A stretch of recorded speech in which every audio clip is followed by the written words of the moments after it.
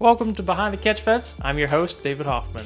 Well, episode 56 is upon us, and we got a jam-packed weekend of racing coming up here. And we got the NTT IndyCar Series and NHRA. They're back to racing this weekend. The World of Outlaws are in Texas, I believe, starting today. And Formula One is in Saudi Arabia. But, let's be honest. Who's really going to be excited to see Max Verstappen stomp the field by like 30 seconds or a minute? Couldn't be me. I couldn't be watching that. Anyway, let's get to today's special guest. On the show today, we have sprint car driver Brent Marks. Now, Marks, he's been a staple in Pennsylvania sprint car racing for a number of years now. He's competed full-time with the World of Outlaws before for 3 years. Now he's on tour with Brad Sweet and Kyle Larson's High Limit Racing Series. Now, for me, being from Pennsylvania, Marks has always been one of the top competitors when 410 sprint cars would head to Williams Grove Speedway there in Mechanicsburg, Pennsylvania. So I just always thought it'd be great to, hear more about his story, how he got to where he is today. So on the show, you'll hear all about how he got his start in sprint cars, how a path to NASCAR didn't quite pan out, his thoughts on the state of sprint car racing, and much, much more. So with that, sit back, relax, grab your favorite snack, maybe some Oreo cakesters, because, those things are just out of this world. Can't get enough of them. And go enjoy this episode with Brent Marks.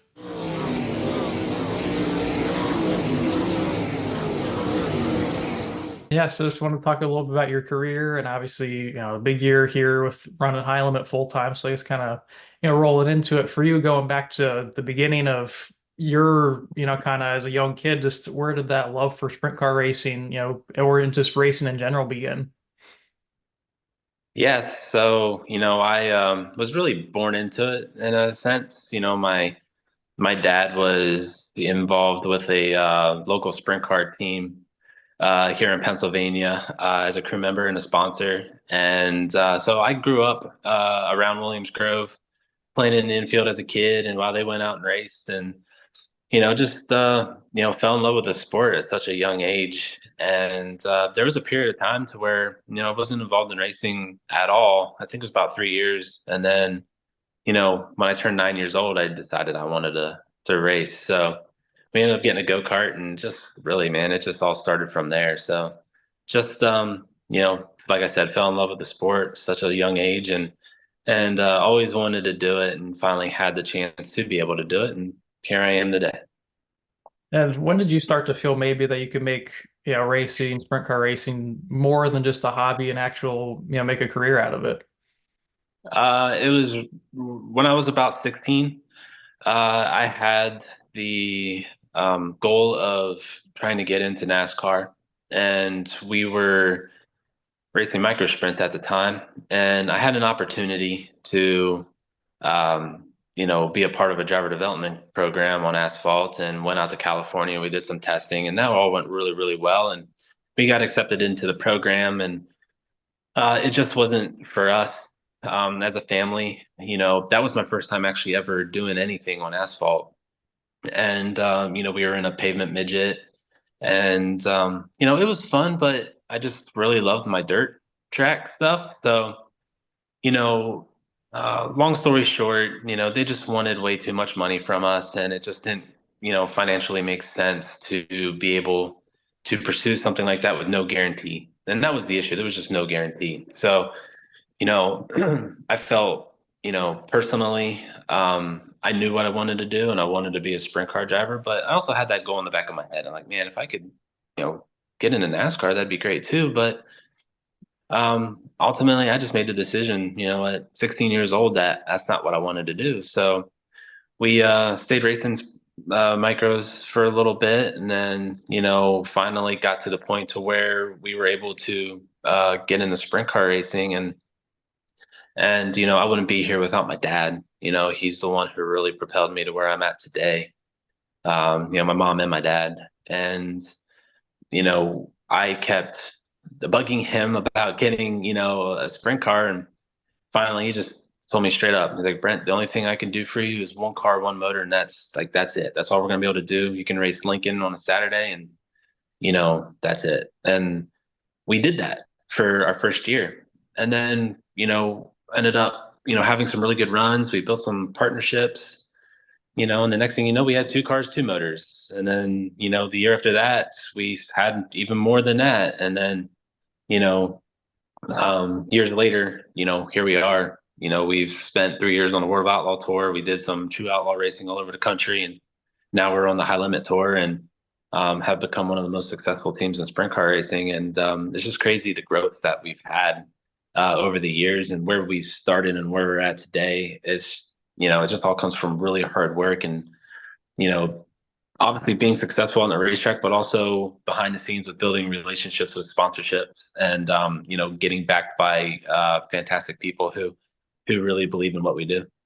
And you mentioned just how you literally started at one car, one motor. I mean, and how, I guess, kind of unbelievable is that for you to look back on that now and be like, man, at this point in time, and, it's like the fact that you were able to reach all the way up to where you're at today, just like how hard is that to believe now, just, looking at it. Yeah, I mean, it's crazy because, we were never a rich family by any means. So, my mom and my dad, they did what they could for me. And, at the time, that's what my dad could do for me. And I was just able to take advantage of the opportunity that was presented to me and grew it to what it is today. And, I've done a lot of hard work and I've always known that I'm the type of person that has to work hard to accomplish what my goals are. Versus other drivers are out there and things just come a lot easier for them. And doesn't mean that they're any more successful or better than what I am. I just had to work a lot harder, and there's nothing wrong with that. I think it's great. That's just how my life went for me, and continues to go. I still have to work extremely hard to have what I have today. And and for me today, it's about surrounding myself with great people who will help me build success here with the race team, and whether that's with the crew, partnerships, just everybody. We've worked really hard to present ourselves at a level to where we think like we're at there, and we have a lot of support. So, just to look back where we were and where we are today, we've come a long way with really nothing at all. And I'm really, really proud of that. And obviously your roots are in Pennsylvania and you spent a heck of a lot of time with the PA Posse over the years. Just and it's the one thing from when I started to get into sprint car racing, just how fascinating it was, just how tough you guys were and obviously continue to be. But just from your perspective, just kind of what makes the posse and just the drivers in PA just so difficult to go up against if you're a World of Outlaws or high limit guy. There's just a lot of talent in Pennsylvania. We've all grown up around sprint car racing. It's huge here. You can go race multiple tracks, within a 2 hour radius. You can just concentrate in Pennsylvania and have all but 100 races on your schedule. So you have a lot of track time. You have a lot of experience here, and there's a lot of opportunity, and that's really the main thing. There's just a lot of opportunity here to be able to advance your career very quickly. And sprint car racing in Pennsylvania is just huge. You have the car count to be able to put on a good show every week. You have the fan base. Fans, here in Pennsylvania are so dedicated to our sport, and they will. We've in the summertime. I mean, we're racing. There'll be races here, 3 day race weekends, 4 day race weekends, and they pack the place every night. And it's like, man, like where do they come up with the money to be able to go to 4 races in a row? It's like today's world's hard to live in general, but that just shows how dedicated they are to it.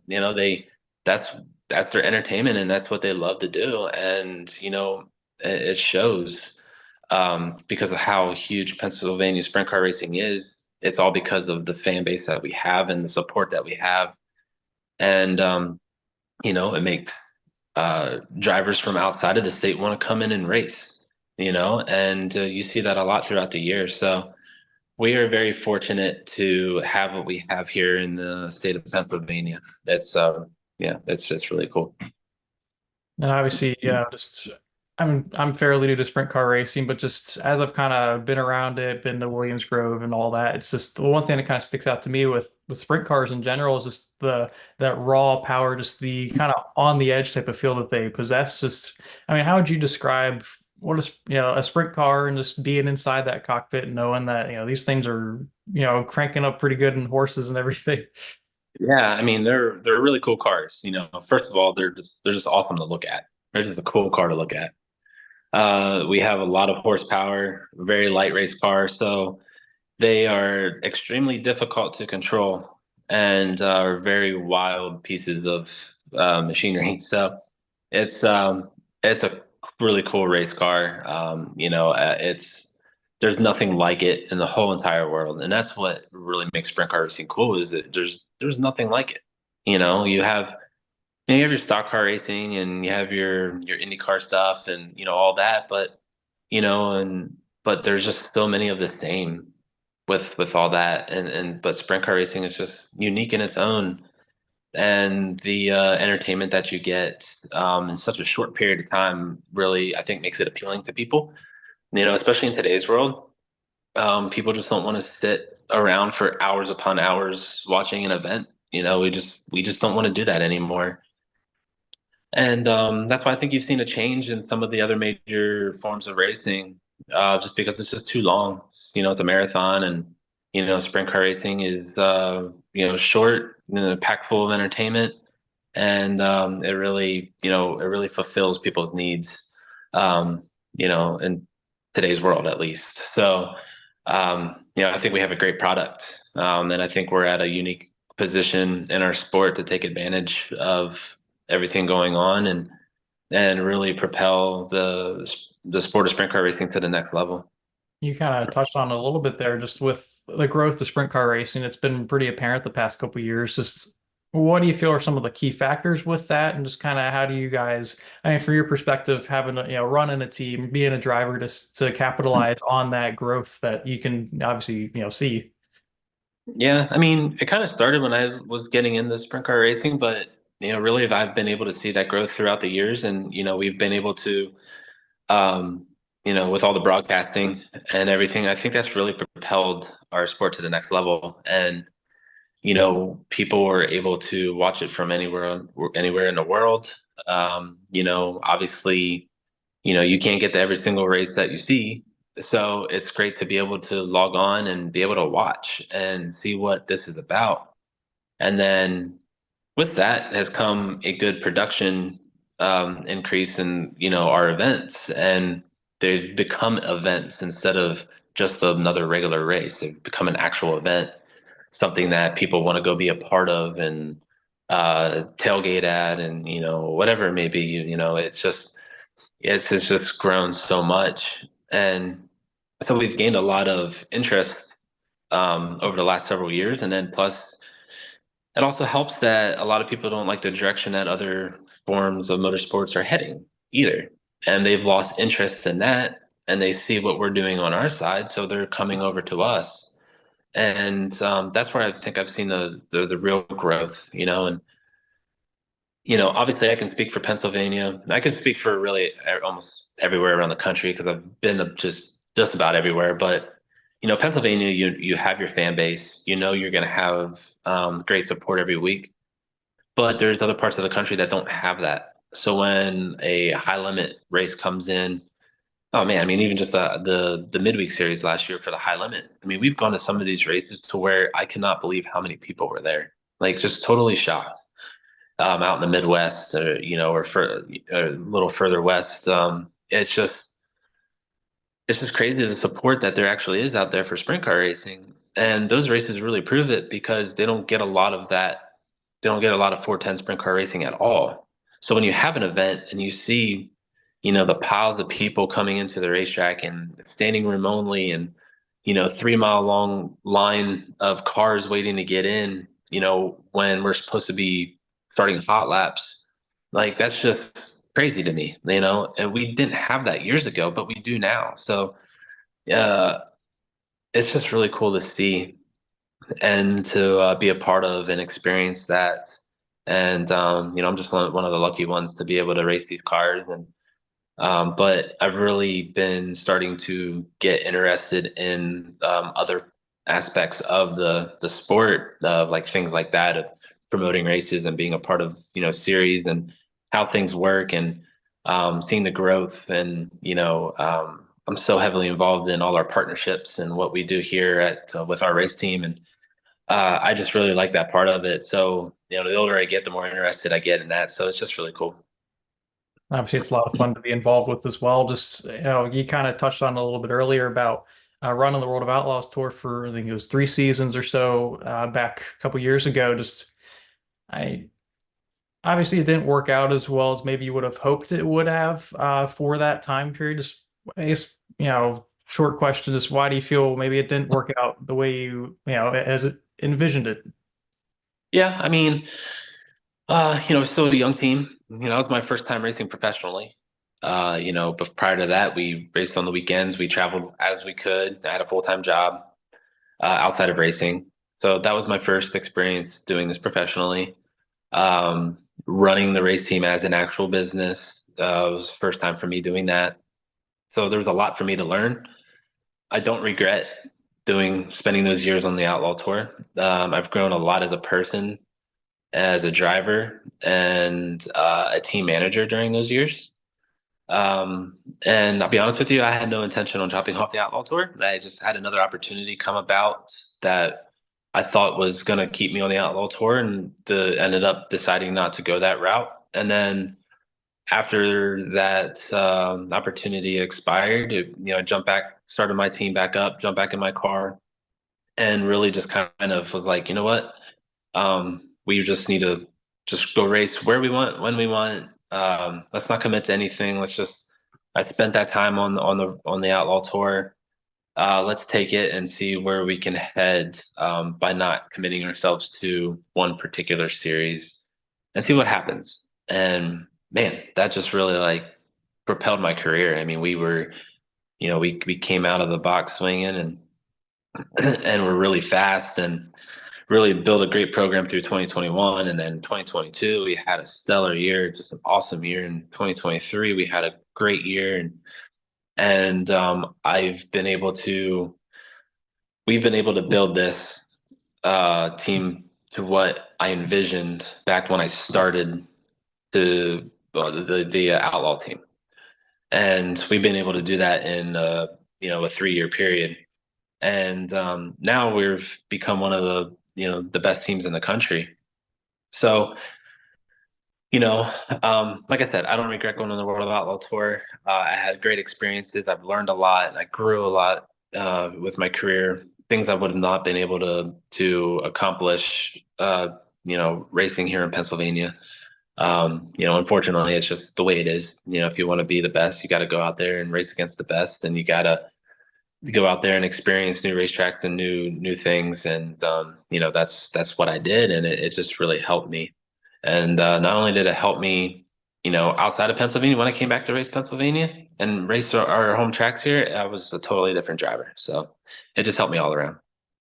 And you mentioned just kind of coming off the tour and then really starting to revamp, retool everything, and win the Yeah. historical big one at Eldora, Kings Royal, 2022, and just with those and just kind of as you guys were hitting your stride, is there one single thing that you can pinpoint and say, hey, this is why we really started to hit our stride? Was it just because kind of more free, we're going to go where we want to go, or is it something else?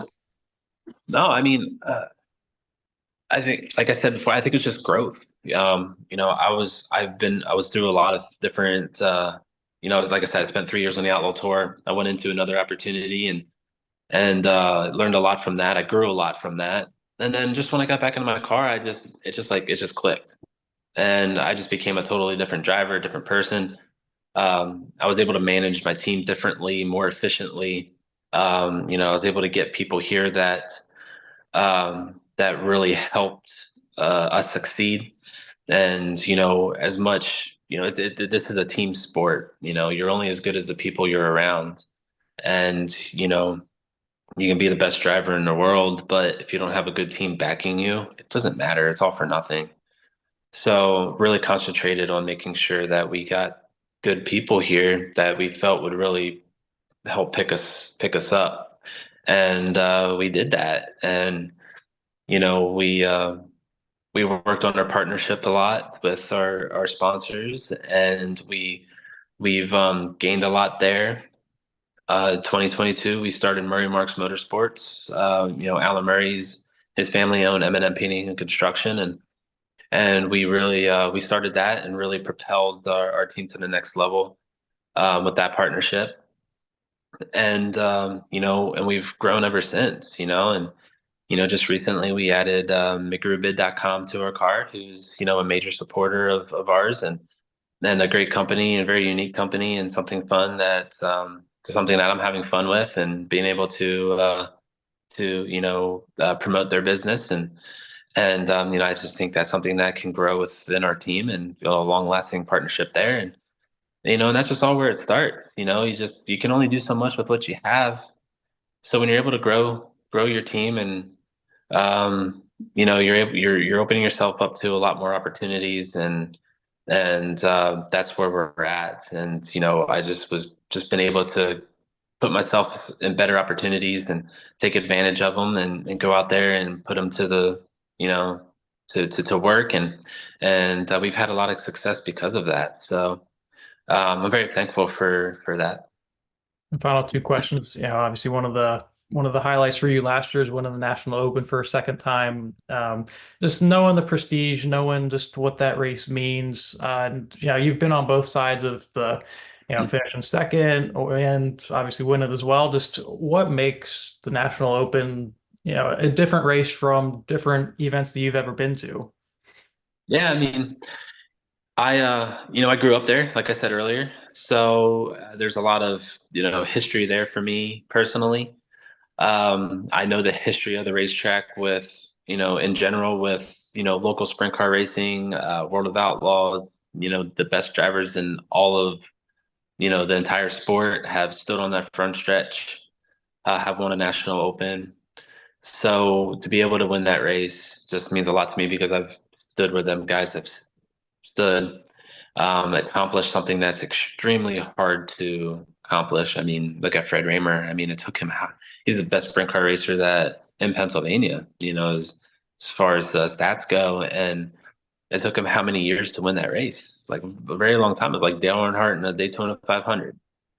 So to be able to win it twice, means a lot to me.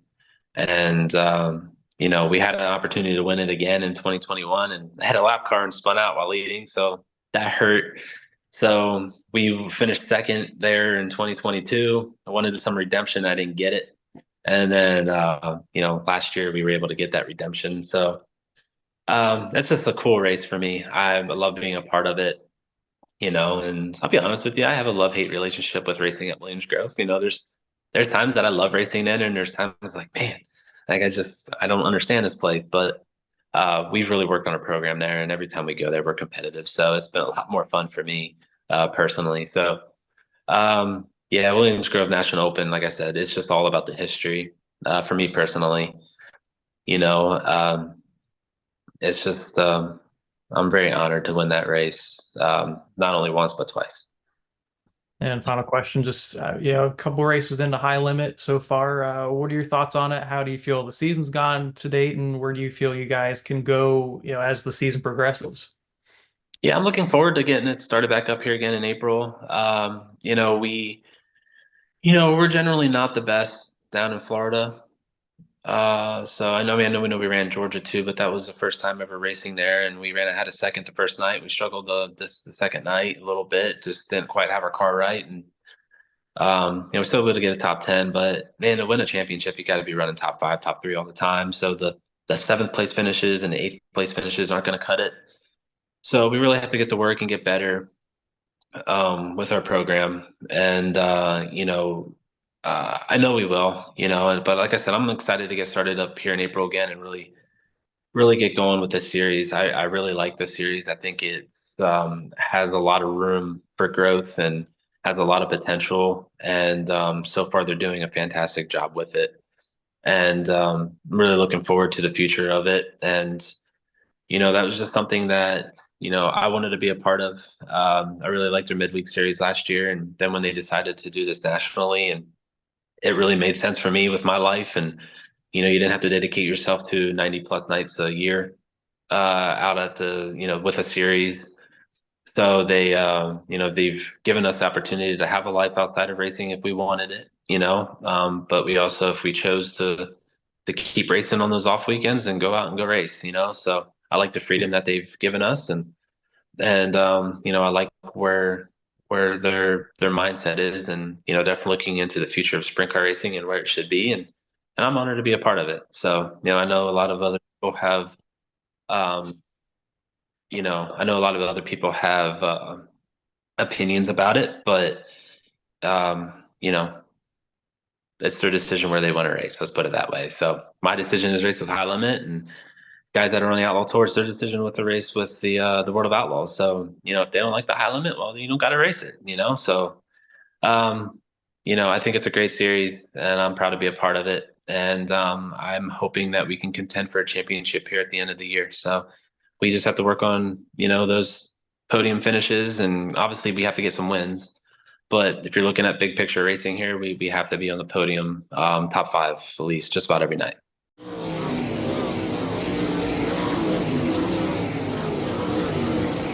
Thanks for tuning in to episode 56, with special guest Brent Marks. First off, lots of takeaways from my talk with Brent. I mean, did anyone else know about his possible career trajectory to NASCAR?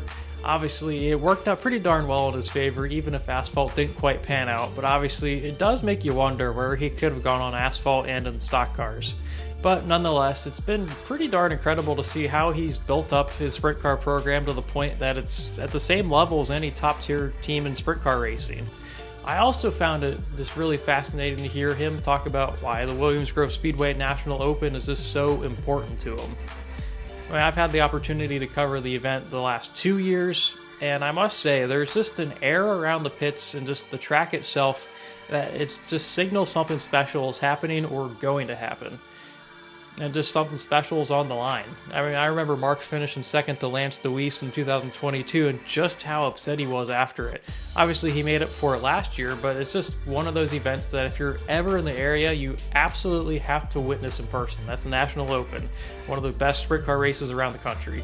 Well, that's all the time we have for today's show. Make sure to follow this podcast on Twitter and Instagram at Behind Catch, and make sure to like this video as well. Subscribe for more great content on the way, and comment some of your thoughts on the interview below. Thanks for tuning in. Have a great weekend. Go enjoy some racing, and I'll catch you guys later.